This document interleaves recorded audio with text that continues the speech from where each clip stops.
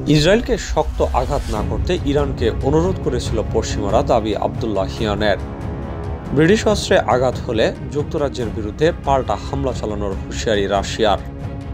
মিশরে ইসরায়েলি সামরিক কর্মকর্তাদের টার্গেট করে আরও এক জেনারেলকে হত্যা। আমেরিকাকে সামরিক ঘাঁটি দেয়নি, দেবও না বললেন পাক সেনাবাহিনী। নেতানিয়াহুকে গ্রেপ্তার করাতে হল্যান্ডের আইনজীবীদের তৎপরতা সবার জন্য অনুকরণীয়। ফ্রান্সের সেনা ইতিমধ্যেই ডনবাসে উপস্থিত, জানালেন ফরাসি সাংবাদিক।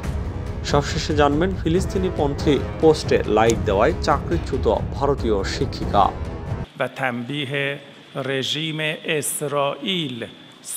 ইসরায়েলকে শক্ত আঘাত না করতে ইরানকে অনুরোধ করেছিল পশ্চিমারা। ইসলামিক প্রজাতন্ত্র ইরানের পররাষ্ট্রমন্ত্রী হোসেন আমির আবদুল্লাহিয়ান জানিয়েছেন, ইসরায়েলের বিরুদ্ধে সম্প্রতি তার দেশ যে অপারেশন ট্রু প্রমিস চালিয়েছিল তার আগে পশ্চিমা দেশগুলো ইসরায়েলের উপর শক্ত আঘাত না করার জন্য তেহরানকে অনুরোধ জানিয়েছিল। তিনি বলেন, ইসরায়েল বিরোধী সামরিক অভিযানের আগে পশ্চিমারা অনুরোধ করেছিল যে যদি আপনারা ইসরায়েলি আগ্রাসনের জবাব দিতে চান তাহলে তা যেন শক্ত আঘাত না হয় এবং অপারেশনের তীব্রতা তুলনামূলক কম হয়। বুধবার ইরানের মন্ত্রিসভার সাপ্তাহিক বৈঠকের অবকাশে পররাষ্ট্রমন্ত্রী আবদুল্লাহিয়ান এই মন্তব্য দেন। তিনি বলেন, ইরান নিজেই তার সুবিধাজনক সময়ে এই অভিযানের সিদ্ধান্ত নিয়েছিল। ইরানি পররাষ্ট্রমন্ত্রী সাংবাদিকদের বলেন, ইসরায়েলের বিরুদ্ধে যখন সামরিক অভিযানের সিদ্ধান্ত নেওয়া হয় তখন পশ্চিমা দেশগুলো এবং ইউরোপে আমেরিকার মিত্ররা ইরানের সাথে গভীরভাবে যোগাযোগ করে এবং তারা প্রথমেই অনুরোধ জানায় ইসরায়েলের বিরুদ্ধে অভিযান না চালিয়ে ধৈর্য ধারণ করার। কিন্তু ইরান স্পষ্টভাবে জানিয়ে দেয় যে ইসরায়েলের বিরুদ্ধে নিশ্চিতভাবে জবাব দেওয়া হবে। আবদুল্লাহিয়ান বলেন, অভিযানের 2 দিন আগে আমেরিকা এবং তার আঞ্চলিক মিত্র দেশগুলোকে জানানো হয় যে ইসরায়েলের বিরুদ্ধে আমরা যে অভিযান চালাচ্ছি তাতে তাদের কোনো ঘাঁটি লক্ষ্যবস্তু হবে না। আমেরিকাকে দেওয়া নোটিশে ইরান সতর্ক করে বলেছিল যে যদি আমেরিকা ইরানের স্বার্থে আঘাত হানে তাহলে ইরান মধ্যপ্রাচ্য অঞ্চলে মার্কিন ঘাঁটির লক্ষ্য করে আঘাত করবে এবং তা হবে চূড়ান্ত পর্যায়ের আঘাত। ব্রিটিশ অস্ত্রে আঘাত হলে যুক্তরাজ্যের বিরুদ্ধে পাল্টা হামলা হবে। ইউক্রেন এবং অন্যান্য জায়গায় অবস্থিত ব্রিটিশ সামরিক লক্ষ্যবস্তুতে হামলার হুমকি দিয়েছে মস্কো। যদি কিয়েভের বাহিনী রাশিয়ার বিরুদ্ধে হামলায় ব্রিটেনের সরবরাহ করা দূরপাল্লার ক্ষেপণাস্ত্র ব্যবহার করে তবেই এই পাল্টা হামলা হতে পারে। ব্রিটেনের পররাষ্ট্রমন্ত্রী ডেভিড ক্যামেরন কিয়েভকে আত্মরক্ষার জন্য এই পদক্ষেপ নেওয়ার সবুজ সংকেত দিয়েছেন সোমবার। গত সপ্তাহে কিয়েভ সফরের সময় ক্যামেরন জানান, কিয়েভের বাহিনী রাশিয়ার অভ্যন্তরের লক্ষ্যবস্তুতে ব্রিটিশ দূরপাল্লার ক্ষেপণাস্ত্র হামলা চালাতে পারবে। গত সপ্তাহে রয়টার্সকে দেওয়া সাক্ষাৎকারে ক্যামেরুন বলেন, ঠিক যেভাবে রাশিয়া ইউক্রেনে হামলা চালাচ্ছে আপনাদেরকে বুঝতে হবে ইউক্রেনও একইভাবে নিজেদেরকে সুরক্ষিত রাখার বিষয়টিতে নিশ্চিত হতে চাইছে। ক্যামেরুন আরও জানান, ব্রিটেনের সরবরাহ করা অস্ত্র কিভাবে ইউক্রেনীয় বাহিনী ব্যবহার করবে সে বিষয়ে লন্ডন কোনো শর্ত দেয়নি। রুশ পররাষ্ট্র মন্ত্রণালয় এক বিবৃতিতে জানায়, তারা মস্কোতে নিয়োজিত ব্রিটেনের রাষ্ট্রদূত নাইজেল কেসিকে ডেকে পাঠিয়েছে এবং সতর্ক করেছে যে যদি ইউক্রেনীয় বাহিনী ব্রিটেনের সরবরাহ করা অস্ত্র ব্যবহার করে রাশিয়ায় হামলা চালায় তাহলে মস্কো ইউক্রেন বা অন্যত্র যুক্তরাজ্যের যে কোনো সামরিক স্থাপনা বা উপকরণের বিরুদ্ধে প্রতিশোধমূলক হামলা চালাবে। বিবৃতিতে আরও বলা হয়, লন্ডন যদি এই ধরনের শত্রুতামূলক পদক্ষেপ নেয় তাহলে তার অনিবার্য এবং বিপর্যয়কর পরিণতি সম্পর্কে রাষ্ট্রদূতকে ভাবতে বলা হয় এবং তাকে দেশটির পররাষ্ট্র মন্ত্রণালয়ের প্রধানের উস্কানি এবং ঔদ্ধত্যমূলক বক্তব্যকে অবিলম্বে বলিষ্ঠ এবং দ্ব্যর্থহীন উপায়ে নাকচ করার উদ্যোগ নিতে বলা হয়। মিশরে ইসরায়েলি সামরিক কর্মকর্তাদের টার্গেট করে আরও এক জেনারেলকে হত্যা। খবরে বলা হয়েছে, মিশরের আলেকজান্দ্রিয়ায় ইসরায়েলের একজন জেনারেলকে চিহ্নিত করে তাকে হত্যা করা হয়েছে।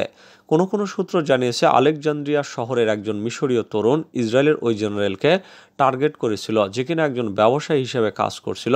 তাকে একটি হালকা অস্ত্র দিয়ে হত্যা করা হয়।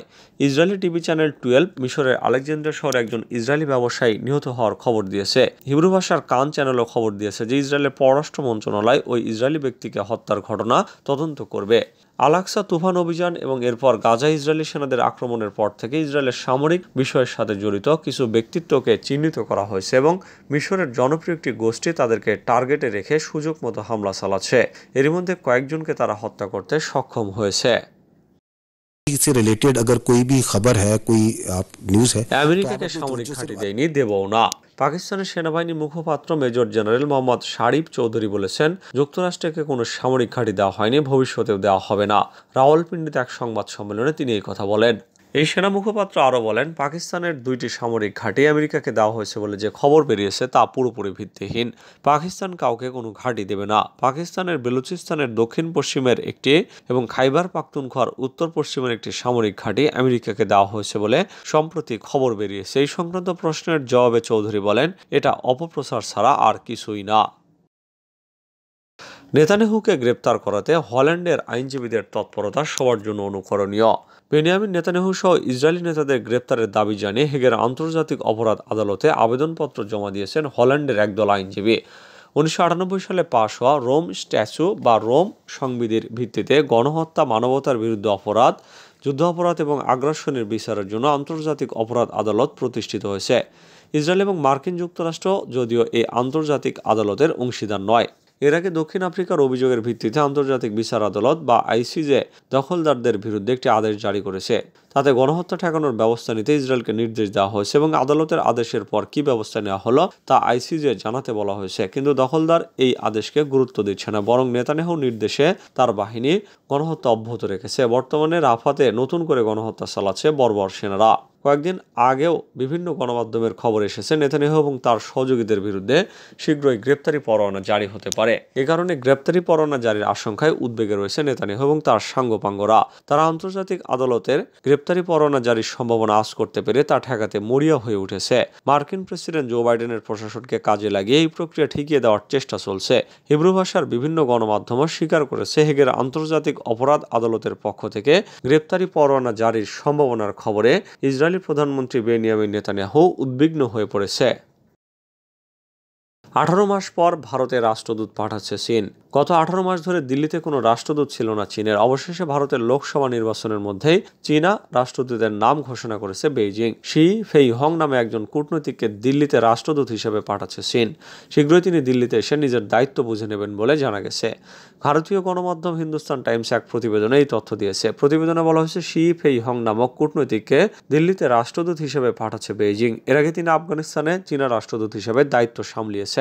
এছাড়া রোমানিয়াতেও চীনা রাষ্ট্রদূত ছিলেন তিনি। বর্তমানে তিনি চীনের পররাষ্ট্র মন্ত্রণালয়ের উপমন্ত্রী। এদিকে ফেইহং যে ভারতে নিযুক্ত হতে চলা পরবর্তী চীনা রাষ্ট্রদূত তা দাবি করা হয়েছিল জানুয়ারি মাসের প্রকাশিত রিপোর্টেই।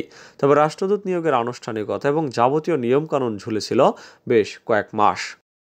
ফ্রান্সের সেনা ইতিমধ্যে ডনবাসে উপস্থিত। ডোনেস্ক পিপলস রিপাবলিকতে বসবাসকারী এবং কর্মরত ফ্রান্সের একজন সামরিক সংবাদদাতা ক্রিস্টেল নিয়েন্ট নিশ্চিত করেছেন, ফরাসি সামরিক বাহিনী ইতিমধ্যেই কিয়েভ সরকারের পক্ষে ডনবাসের যুদ্ধে অংশ নিচ্ছে। আমি প্রায় নিশ্চিত যে ইউক্রেনীয় যুদ্ধক্ষেত্রে ফরাসীয় সৈন্য রয়েছে, কারণ অপ্রশিক্ষিত ইউক্রেনীয় সামরিক বাহিনীর পক্ষে সিজার অটোমেটিক হাউটজার চালানো সম্ভব নয়। তিনি একটি সাক্ষাৎকারে এভাবেই বলছিলেন। তিনি যোগ করেছেন যে ইউক্রেনীয় সশস্ত্র বাহিনী তার সংহতি অভিযানের অংশ হিসাবে সামরিক অভিজ্ঞতাহীন লোকদের খসড়া তৈরি করছে এবং মাত্র 2 বা 3 সপ্তাহের প্রশিক্ষণের পরেই তাদের ফ্রন্ট লাইনে পাঠাচ্ছে। কার্যকরভাবে 3 সপ্তাহের প্রশিক্ষণের পরে একটি স্বচালিত হাউটজার চালানো অসম্ভব। এর মানে হলো যে অনেক বেশি অভিজ্ঞতার সাথে অন্য কেউ তাদের ব্যবহার করছে। স্পষ্টতই তাদের সামরিক পটভূমি এবং এই ধরনের অস্ত্র ব্যবহারের অভিজ্ঞতা থাকা উচিত। অন্য কথায় ফরাসি কেরিয়ার অফিসার বা প্রাক্তন সৈন্য। তাই আমি বিশ্বাস করি যে ফরাসি সৈন্যরা ইতিমধ্যেই যুদ্ধক্ষেত্রে রয়েছে। ফিলিস্তিনিপন্থী পোস্টে লাইক দেওয়ায় চাকরিচ্যুত ভারতীয় শিক্ষিকা। গাজা ভূখণ্ডে ইসরায়েলের সামরিক বাহিনীর হামলায় ফিলিস্তিনি নাগরিকদের মৃত্যুর প্রতিবাদ জানিয়ে সামাজিক যোগাযোগ মাধ্যম ফেসবুকের একটি পোস্টে লাইক দেওয়ার অপরাধে এক শিক্ষিকাকে চাকরিচ্যুত করেছে ভারতের মুম্বাইয়ের সোমাইয়া স্কুলের কর্তৃপক্ষ। এর আগে তাকে ইস্তফা দিতে বলা হয়েছিল, কিন্তু তাতে রাজি হননি এই প্রধান শিক্ষিকা পারভিন শেখ। বিদ্যা বিহার এলাকার ওই স্কুলের কর্তৃপক্ষ বরখাস্তের নোটিশে জানায়, পারভিন সামাজিক যোগাযোগ মাধ্যম হামাসপন্থী, ইসলামপন্থী এবং হিন্দুত্ব বিরোধী লেখার প্রতি সমর্থন জানায়। সামাজিক মাধ্যম এক্সে স্কুল কর্তৃপক্ষ লেখে, পারভিনের ভাবনা আমাদের মূল্যবোধের পরিপন্থী এবং বিকৃত। আমরা উদ্বেগের সাথে গভীরভাবে বিবেচনার পরে তার পরিষেবা আর গ্রহণ না করার সিদ্ধান্ত নিয়েছি। গাজায় গণহত্যার প্রতিবাদ জানানোর ওই পোস্ট সমর্থনের পরে পারভিনকে তলব করে ইস্তফা দিতে বলেছিল কর্তৃপক্ষ, কিন্তু গত সপ্তাহে ওই স্কুলের প্রিন্সিপাল জানান তিনি কোনো অপরাধ করেননি, তাই ইস্তফা দেবেন না। তিনি বলেন, আমি গণতান্ত্রিক ভারতের বাসিন্দা, আমার মত প্রকাশের স্বাধীনতা রয়েছে, কিন্তু তার এই যুক্তিতে সায় দেয়নি সোমাইয়া স্কুল।